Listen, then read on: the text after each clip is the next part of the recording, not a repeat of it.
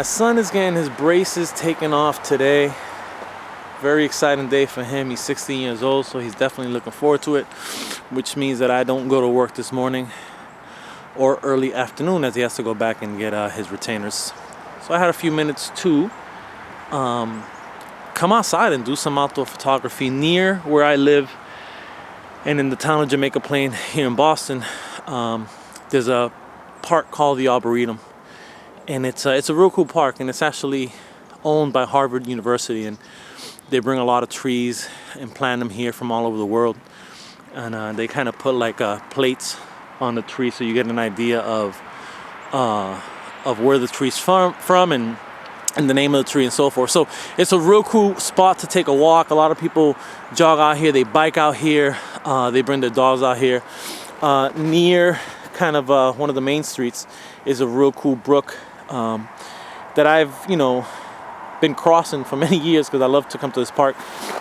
So you kind of cross that brook and then you go up that path, and then all of a sudden it just kind of, you end up climbing up the top of that hill, from the back. So it's a nice walk, and so obviously and naturally it would make sense that toy photography would come into my mind at some point. So it did not too long ago. So I had some time this morning. I said, let me come out here and take some pictures. It's freezing, dude. It's like it's below 10, so it's a little chilly right now. So I'm gonna be out here as much as I can before I freeze out a little bit. So we have Wolverine, who's about to get the jump on the Hulk. So I think I'm pretty sure that Wolverine's first appearance ever was in a fight with the Incredible Hulk. So that's been a constant theme in both their history. And don't quote me, I could be wrong. I'm not the biggest Wolverine fan in the world. He's loved by everybody, but I definitely respect the character. But I don't necessarily know every single aspect of it. I'm pretty well versed in Marvel. I've been into Marvel for a long time, so I'm gonna stick to that story. So yeah, man. I always say that the best dials in the world, the outdoor dial, diorama that's already made for you naturally. You have this really cool brook, and a little bit up a ways you'll see this little wooden bridge, and it's kind of cool. And then this kind of all goes into this real cool looking sewer type entrance, that's just for the water to go underneath that main road that's there. Yeah, so I'm gonna set up a couple scenes, man. Let me not record too much, as obviously I want to try to conserve the heat as much as possible, because you can only take so much. It's mother effing freezing out here. So yeah, so you get to see the height distance, or not the height distance, but Wolverine's up there. So I'm gonna try to set up a couple of scenes. I brought a saber-tooth, another Wolverine. Let's see if it's not too cold to do it. Yeah, man, it's cold, man. It's not getting any warmer either. I'm somewhat in the sun. It's hitting me a little bit, but my hand is freezing, B. Alright, man. So this may be the last. This took about 10 minutes to set up. I had to break some ice and pose them in the cold and turn Wolvie's neck a couple times. And anyway, Wolverine is fully submerged underwater. I don't know if that's good for the figure or not, but I don't think there's any metal there, so we good. I'll dry him out real good. But yeah, man, Hulk got the drop on him. Hulk saw him, and Wolverine jumped at him, and Hulk turned around and pimp smacked him real quick, and then snatched him up and threw him in the ice, and bam! I'm pretty sure Wolverine will make some kind of comeback, but not in this episode, because this is it. Yeah, man, I always tell people, and again, I said this a few minutes ago, but outdoors, man, outdoors is where it's at. You don't need a diorama. You don't need to spend 100, 150, 200 bucks on a diorama for good toy photography, especially if you're in a warm area. You can, I mean, there's a bunch of guys that are really good at using, outdoors as kind of their main backdrop. One of my favorite from Instagram is Captain Chaos. I mean, this dude does some amazing shots, and just all of it is just the outdoors, and he's one of my favorite, photographers, and he doesn't have dioramas. So don't always think that you need, if anybody's getting into into the action figure game, and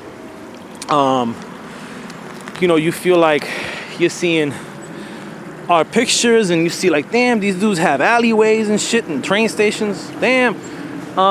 Yeah, that's all good and dandy, and eventually, you know, you can get to that point, hopefully creating your own diorama or commissioning one from somebody in the community. But that doesn't mean that it should stop you from toy photography. And I think that's what kind of happened to me for a little bit. I started outdoors at first, and then eventually I started doing indoor shots. And then part of my dilemma was that I didn't have a diorama, and I saw other people had real dope backgrounds and backdrops rather, and I had like whatever would come with some of the action figures, with the Matrix figures or some of the selects, where it'd be like little brick walls. And so I would try to put that together. And if you go to my Instagram account, you go to the very beginning, shots were terrible. I mean, just because I was trying to make do with what I had. And then I started getting frustrated, and I straight up nearly just did not even continue toy photography. I mean, I'll always be a collector. I've collected since '95. I've collected a long time, so I'll always collect. But I was like, man, this toy photography shit is complicated. And then you know, saw some dioramas, and I'm pretty artsy, so I was able to build a couple, and boom. But you know, outdoors, man, you can get some real cool shots, you know.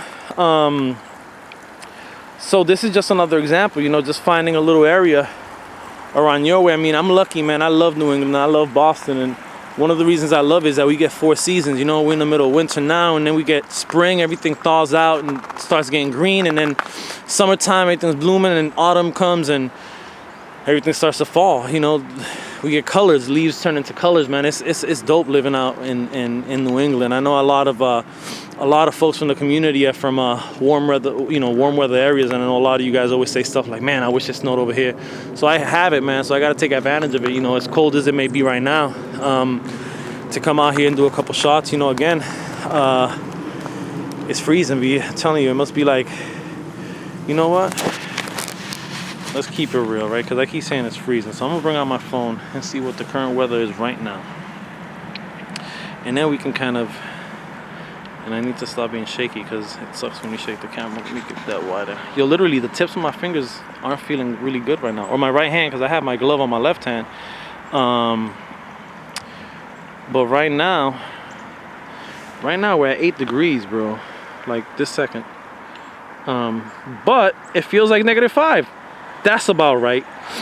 So let me wrap this up, man. And again, the last couple of videos I've just been thanking you guys, and man, I really am having a good time with this. And I think it's been a lonely existence, as I said before, for me for a long time, just because you know, just because I'm a collector, and then there's nobody in my area that I knew of that was collecting. The people I started collecting with pretty much fell off after a while. So it was just me. So, you know, trying to find people, and already I found a few local people, which is great, you know, and I haven't met anybody yet. Hopefully it's enough of us that one day we'll do a little meetup and just take a little trip somewhere to like Toy Vault or some shit. But yeah, man, just to have the community. And then you know, Comic-Con, New York Comic-Con, I'm gonna try to make it a longer stay for me so I can meet everybody up there in October. So I'm definitely looking forward to that. And so again, man, it's about the relationships, about the conversations, about, obviously we all share this love for action figures, which is dope, because you know, we understand each other. You know, a lot of people over the years will come to my crib and see this display and be like, damn, dude, you got mad toys. and that was that. You know, they didn't want to know why. They gave me maybe a little bit of funny look, but you know, most of the time the only people that would go in my crib is friends of mine, so they knew me and they know that that's how I've always been. And then the follow-up comment is, you've always had some toys pinned up to your wall, always. You know, so it's accepted, but you know, it's not understood. So when you have a community of people that understand you and know where you're coming from and understand the excitement you get when you get a new action figure, and vice versa, you know, it's definitely a dope feeling. So I'm gonna leave y'all with that until the next episode.